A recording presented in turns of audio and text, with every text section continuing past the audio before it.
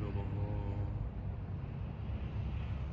Om Shri Mahakalikaye Namaha.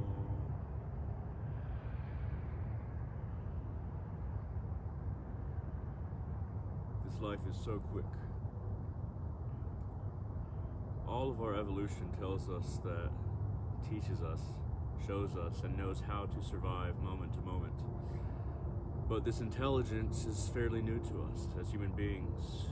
Life on this planet that became us, this level of intelligence is fairly new, relatively speaking. Our level of technology is relatively new, very new. Our intelligence turns against us when we do not know how to conquer our animal nature and to become fully human.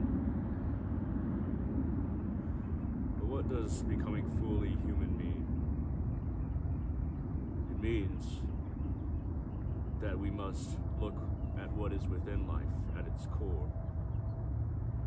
What is the seed that allowed this life and this intelligence to come about?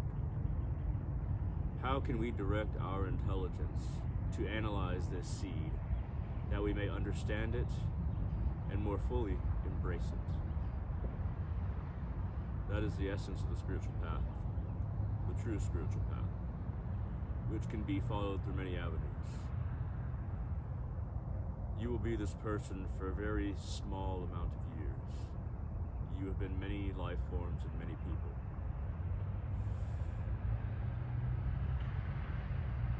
Do not hold on to it too securely, too tightly.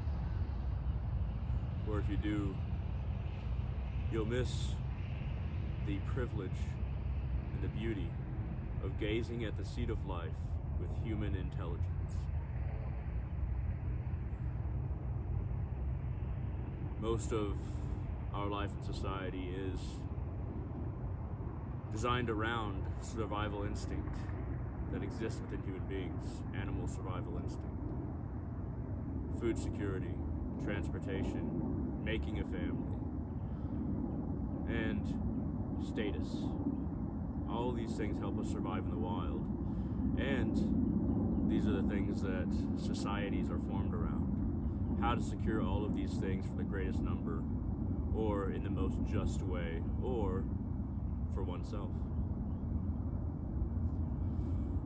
But that is why society and the spiritual path are two very different things.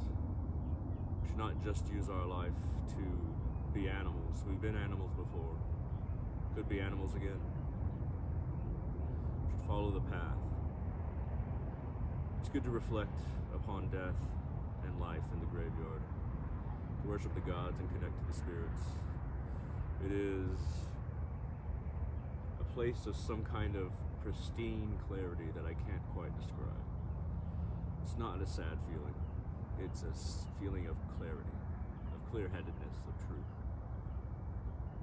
Many people are creeped out by graveyards because they don't like to think about death. They don't like to think about the limitations of their mortality and the short lifespan they will live, especially relative to everything else in this universe. Maybe not to other life forms, but to the forces and planets, suns and moons of this universe, very short. But I find that graveyards remind me of my spiritual path. And the more I am reminded of it, and the more I think on life and death, the more I understand that seed of life that I could not exist without. That seed of life which consciousness penetrates and pervades,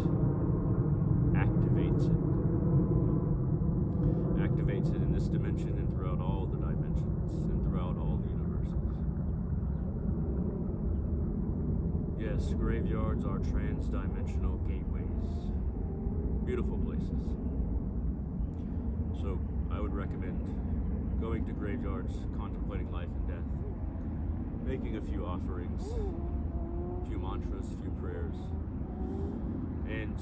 Focus your intelligence on that seed of life that has activated everything that you are, that is at the core of everything that you are. Think of the seed of life.